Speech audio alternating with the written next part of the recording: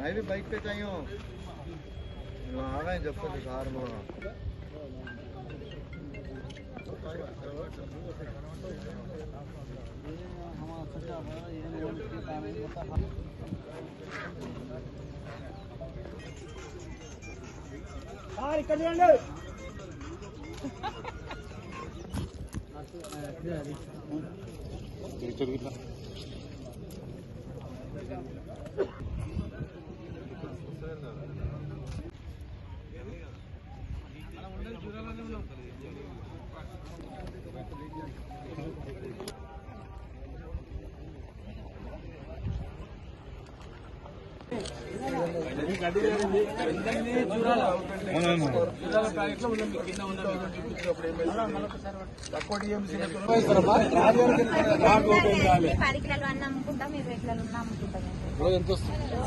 రోజు 100 లాख 80 लाख అమ్ముతాం. దాన్ని బట్టి మీరే పడతారు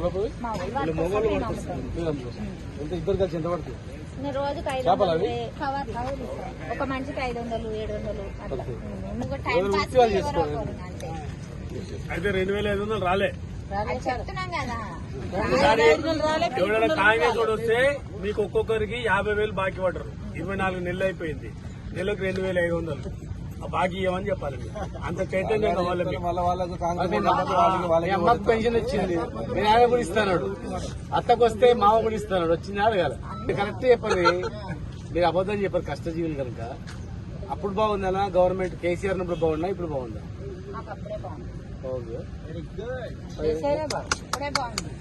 ఎందుకు అట్లా చెప్తానే ఉంది. అప్పుడే బాగుంది. కేసీఆర్ ఉన్నప్పుడు వలలు ఇప్పిస్తుండే, అవి ఇప్పిస్తుండే.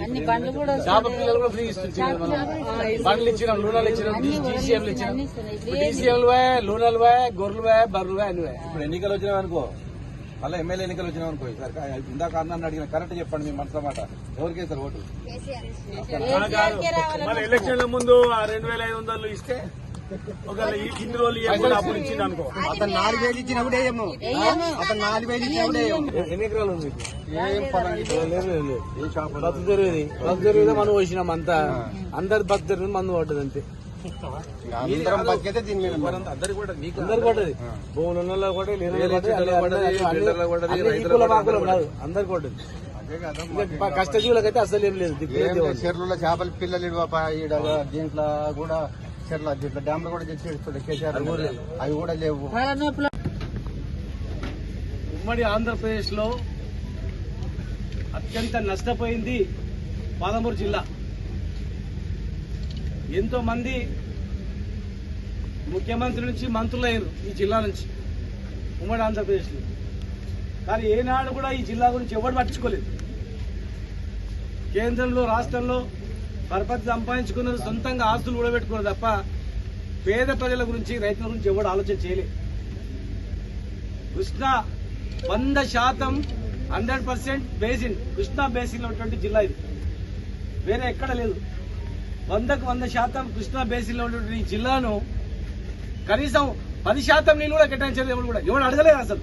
పాలమూరు జిల్లాకు నీళ్లు కేటాయించాలా, కృష్ణాలో మా వాటా ఉంది, మా బేసిన్ ఇది అని చెప్పి ఎవరు కూడా మాట్లాడలేదు. రాయలసీమకు నీళ్లు తీసుకుపోయారు, ఆంధ్రాకు నీళ్లు తీసుకుపోయారు ఇక్కడ నుంచి, కానీ తమిళనాడు కూడా తీసుకుపోయారు. కానీ ఈ జిల్లా ప్రజల గురించి పట్టించుకుని నాతుడే లేడు. 2 ట్రిబ్యునల్ ఏర్పడ్డాయి ఆంధ్రప్రదేశ్ లో. 2 ట్రిబ్యునల్ లో కూడా ఈ పాలమూరుకు నీళ్లు కేటాయించని ఎవరు అడగలే. వాళ్ళు కూడా కేటాయించలేవు. బచావత్ ఒక్కడు ఆయన ఎవరు అడగక ముందే ఆయన చూసి చెల్లించిపోయిండు. అరే 100% బేసిన్ లో ఉన్న కృష్ణా బేసిన్ లో ఉన్నటువంటి పాలమూరు జిల్లా ఎవరు నీళ్లు కేటాయించమని అడుగుతలేడు. ఇది ఎంత అన్యాయం రా అని చెప్పి దుఃఖంతో చూరాల కేటాయించింది ఆయన. చూరాల ఇప్పుడు చూస్తే ఎండిపోయింది. గడ్డలు కనబడుతూ మొత్తం మట్టి కనబడతా ఉంది. మొన్న వర్షాలు పడ్డాయి, బంద్ అయినాయి. ఇంకా ఎండాకాలం రాలేదు, చలికాలం నడి సెంటర్లో ఎండిపోయింది. ఇంకా 10-15 రోజులు అయితే జూరాల మొత్తం తేలుతుంది, మొత్తం మట్టి దిప్పలు నిలబడతాయి. మరి ఎట్లాగైనా నీళ్ళు తీసుకపోతారు? జూరాల నుంచి కొయిల్ సాగరే నిండకుండే, మోటార్ లాంచ్ చేస్తే ఒకటి బంద్ అయ్యే లోపల వరదలు వెళ్ళిపోతుండే. భీమా కానీ ఏ ప్రాజెక్టు కూడా ఈ రోజు కూడా జూరాల కింద క్రాప్ హాలిడే ఇచ్చారు. మరి ఈ రోజు క్రాప్ హాలిడే ఇచ్చిన జూరాల నుంచి దాదాపు 65-70 టీఎంసీలు రిజర్వాయర్లు ఎట్లా నింపుతారు? ఇలా ఉద్దేశం ఏం చెప్పండి? అంటే పాలమూరు ఎండిపోవాలి, వలసలు పోవాలి, భక్తులు బతకాలి, వీళ్ళు దివాలా తీయాలి, మేము మంచిగా ఉండాలి, మా పార్టీలు మంచిగా ఉండాలి. ఇన్ని సంవత్సరాలు స్వాతంత్రం వచ్చిన తర్వాత ఎక్కువసార్లు అధికారంలో ఉంది ఎవడు? ఏ ప్రభుత్వం? మీ హాయంలో కాదా ఇది జిల్లా దివాలా తీసింది? మీ హాయంలో కాదా వలసలు పోయింది? 40 లక్షల జనాభాలో 18 లక్షలు వలసనే. ప్రపంచంలో ఎక్కడైనా ఉందా? ఏ జిల్లాలో ఉందా? 18 లక్షల వలసన 40 లక్షల జనాభాలో. పక్కల ఆర్డీఎస్ భూములు బద్దలు కొట్టినా ఎవడు అడగలే, బాంబులేసి బద్దలు కొట్టినా ఎవడు మాట్లాడలే, చుక్కు నీరు ఇయ్యం అన్న ఎవడు మాట్లాడలే, కరెంట్ ఇయ్యం ఏం చేస్తారో చేసుకోపోవడానికి ఎవడు మాట్లాడలే, చిమ్మ చీకటి అవుతుందన్న కూడా ఎవడు మాట్లాడలే. కేఎల్ఏ ప్రాజెక్ట్ ఈ జూరాల కంప్లీట్ కావడానికి కారణం తెలంగాణ వాదం. కేసీఆర్ గారే కల్లకుర్తి లిఫ్ట్ ఇరిగేషన్ లో ఒక్క రిజర్వాయర్ లేదు. జనరల్ గా లిఫ్ట్ అంటే ఏంటి? వరద వచ్చేటప్పుడు వరద అయ్యే లోపల లిఫ్ట్ చేసుకోవాలి. లిఫ్ట్ చేసి ఏడ పోసుకుంటారు? నీళ్లు దోషిలో పోసుకుంటారా? ఇంత కూడా అంకిత జ్ఞానం లేకుండా రిజర్వాయర్ కట్టకుండా కేఎల్ఐ కట్టింది. మరి కేఎల్ఐకి ఇవాళ మేము వచ్చిన తర్వాత కేఎల్ఐ నీళ్లు వచ్చినాయి.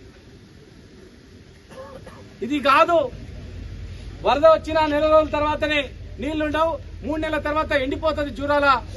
210 టీఎంసీలు ఉన్నటువంటి శ్రీశైలం రిజర్వాయర్ నుంచి నీళ్లు 306 టీఎంసీ రిజర్వాయర్ నుంచి నీళ్లు తీసుకోవాలని చెప్పి ఇదే ఎండిపోయిన జూరాలను మళ్ళా లిఫ్ట్ ద్వారా జూరాలను కూడా నింపాలని, జూరాలను నింపి మళ్ళీ అన్ని ప్రాజెక్టులు నింపాలని ఇంత పెద్ద ఆలోచన చేస్తే ఏం ప్రభుత్వమే ఇది? దివాలా ప్రభుత్వం. ఇంకా కనీసం ఎవరైనా మాట్లాడతారా? అధికారులు ఉన్నారు, ఈఎన్సీలు ఉన్నారు, ఇంజనీర్లు ఉన్నారు.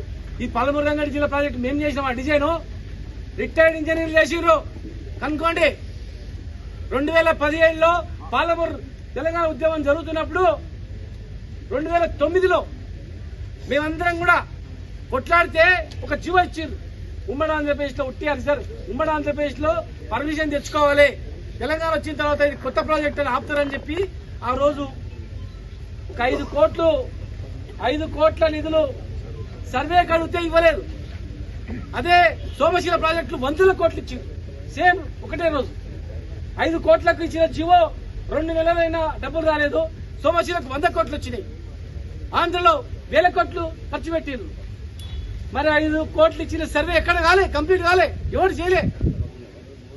రిటైర్డ్ ఇంజనీర్లు దుఃఖంతో అన్నా ఇక్కడ నుంచి ప్రాజెక్టు కూడా చెప్తే లిఫ్ట్ చేస్తే నీళ్లు నిండవు, 2-3 నెలల్లో నీళ్లు బంద్ అయిపోతాయి, ఎండిపోతుంది, పైసలన్నీ వృధా అవుతాయి. కింద 306 టీఎంసీలు ఉన్నటువంటి శ్రీశైలంలో మన హక్కు. మునిగిపోయిన గ్రామాలు మనవి. శ్రీశైలం కడితే మునిగిపోయిన 30 గ్రామాలు మొత్తం మనవి. మనకు హక్కు ఉంది శ్రీశైలంలో, మన నీళ్ళు అని చెప్పి ఆ రోజు డిజైన్ చేస్తే 67 టీఎంసీలు దాదాపు రిజర్వాయర్ కంప్లీట్ చేసుకున్నాం.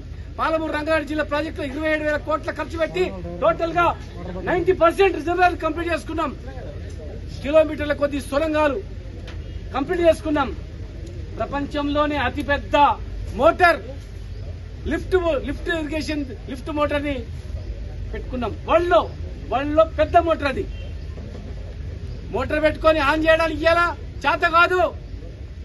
కనీసం కరెంటు బిల్లు ఉందా లేదా, కరెంట్ ఉందా లేదా అని చెక్ చేసుకోవడం కూడా చేత కాదు. ఎస్ఎల్బీసీలో చనిపోతే కనీసం శవాలు చేయడం కూడా చేత కాదు. ఇంత మంచి ప్రాజెక్టును మీరు అభావాలు చేస్తారా? 90 టీఎంసీలు మేము కేటాయించుకుంటే మీరు 40 టీఎంసీలకు డిపిఆర్ పంపుతారా? సిగ్గు ఉండాలి అసలు మీకు. ఇరిగేషన్ మంత్రి గారికి అవగాహన ఉందా? ప్రాజెక్ట్ కంప్లీట్ కాలేదంటాడు. రండి మా ఎమ్మడి రండి, చూపిస్తాం. రిజర్వాయర్లు కంప్లీట్ అయినవా లేదా, మోటార్ కంప్లీట్ అయిందా లేదా, కాలువ తవ్వలేదని చెప్తాడు. చూపించండి అండి, కాలువ తోయినవా లేదా? కేసీఆర్ గారి ప్రభుత్వంలో తోయిండ్రా కాలువలు? మీరు తోయిండ్రా? మీరు తట్టాడు మన్ను తీయలేదు, చనిపోయిన శవాలు బెడ్డి తీయలేదు, మోటార్లు ఆన్ చేయలేదు, కరెంటు కనెక్షన్ ఇయ్యలేదు. ఒక్క ప్రాజెక్టు కంప్లీట్ చేయకుండా పాలమూరు ఎండగట్టి 2 సంవత్సరాలు దాటిపోతుంది. ఇక్కడ 50 లక్షల ఎకరా ఉన్నది, 5 లక్షలు మేము 50 లక్షలైంది 10 సంవత్సరాల్లో. ఇవాళ మళ్ళా మా పెద్ద రైతు పెళ్లికో పిల్లల చదువులకో 1 ఎకరం అమ్ముతా అంటే తీసుకుని నాతులు లేడు. పాలమూరు దివాలా తిప్పిస్తున్నారు. మళ్ళా మీరా మాట్లాడేది? జూరాల నుంచి తీసుకుంటారా? ఇవాళ ముఖ్యమంత్రి గారు జిల్లా కాన్స్టిట్యున్సీకి జూరాల నుంచి భూత్పూర్ రిజర్వాయర్ నుంచి పెట్టిర్రు. చూద్దాం అది నిండుతుందేమో. అది నిండుతుందా చూడండి. బ్రహ్మాండంగా పాలమూరు లిఫ్ట్ ద్వారానే మొత్తం నిండింటే ఎంత బ్రహ్మాండంగా ఉండే. సరే మీ నియోజకవర్గం మీరు ముఖ్యమంత్రిగా ఉన్నారు, సరే మీకు వదిలేస్తున్నాం. కానీ టోటల్ పాలమూరు రంగారెడ్డి జిల్లా ప్రాజెక్టులు మొత్తం కూడా జూరారెడ్డి మాత్రం తప్పు. కావాలంటే మీరు పిలవండి, మీ అమ్మడి మేము వస్తాం. ఒక రోజు మొత్తం మీ అమ్మడి తిరుగుతాం.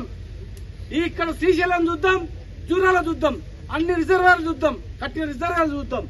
ఒకవేళ మీరు చెప్పిందే కరెక్ట్ అనుకుంటే మేమందరం కూడా జీవితంలో రాజకీయంలోనే వెళ్ళిపోతాం, పోయి ఎక్కడో పోయి బతుకుతాం. మేము మా గురించి కాదు, మా తపన పాలమూరు జిల్లా గురించి. మేమందరం కూడా కొట్లాడింది తెలంగాణ గురించి, మా గురించి కాదు, తెలంగాణ ప్రజల గురించి, పాలమూరు ప్రజల గురించి. మేము జైళ్లకు పోయింది తెలంగాణ రాష్ట్రం గురించి, మా జిల్లా బాగు గురించి. మేము మళ్ళా ఇక్కడ వచ్చి కొట్లాడుతున్నాం ఈ జిల్లాలంటే మేము ఈ జిల్లాని బాగు చేయాలని. మేము 10 సంవత్సరాలు చేసినామో చేయలేదో పాలమూరు ప్రజలకు తెలుసు. ఎన్ని ఎకరాలు పంట పండిందో పాలమూరు ప్రజలకు తెలుసు. కరెంట్ ఎట్లా వస్తుందో మా తెలంగాణ రైతులకు తెలుసు, పాలమూరు రైతులకు తెలుసు. మేమేం చేసినామో. ఇలా మళ్ళీ ఆ ప్రాజెక్టును 45 టీఎంసీలని ఆంధ్రాకి నీళ్లు పోయేటట్టు చేసిన, 90 టీఎంసీలో మీరు ఒప్పుకోకుండా 45 టీఎంసీలు ఒప్పుకున్నా, ఆ ప్రాజెక్టు స్టార్ట్ చేయకుండా కాలం లోపల చేసినా ద్రోహం చేసినట్లు అవుతుంది. దయచేసి వెంటనే 10% పనులు కంప్లీట్ చేసి మీరు నీళ్లు ఇవ్వండి. ఈ రోజు మీరు చూడండి, పోదాం ఇక్కడ నుంచి శ్రీశైలం నుంచి 100 కిలోమీటర్ల వరకు నీళ్లున్నాయి. బీచ్ పల్లి వరకు నీళ్లు ఆగి ఉన్నాయి. మీరు బీచ్ పల్లి ఇక్కడ బోట్ వేసుకుంటే శ్రీశైలం వరకు పోవచ్చు. కానీ ఇక్కడ జూరాల బోట్ వేసుకుంటే బురదలా గుక్కుకొని చస్తారు. ఇట్లా దిగితే ఈత దిగితే జూరాల బురదలు ఇక్కపోయి చస్తారు.